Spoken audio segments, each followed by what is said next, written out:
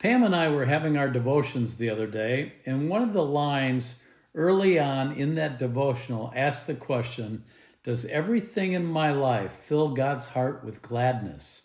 Or do I make him sad when I start questioning things, I start complaining that things aren't going my way? And that really struck me because you see, our lives need to be a reflection of God. I want to talk to you about it in your morning cup of inspiration. Boy, we would be so close to the Lord if we thought about that more often.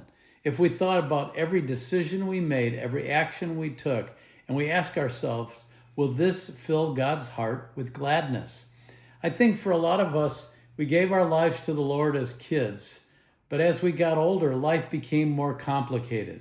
You know, Jesus often used children as an example, and he told us we need to have the faith of a child. I remember when I accepted the Lord at 9 years old, and I looked up into the heavens on a starry night, and I said, I know you're there, and I want to serve you.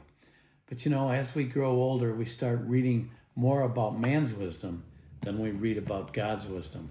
I love his word, and I try to read it not just in the morning, but throughout the day.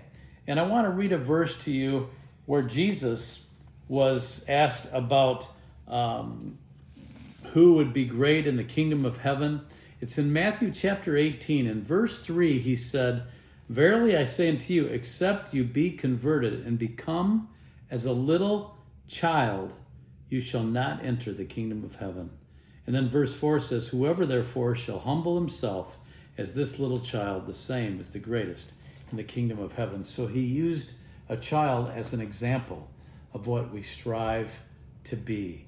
And we want to be faithful children to God, and we want to fill his heart with gladness.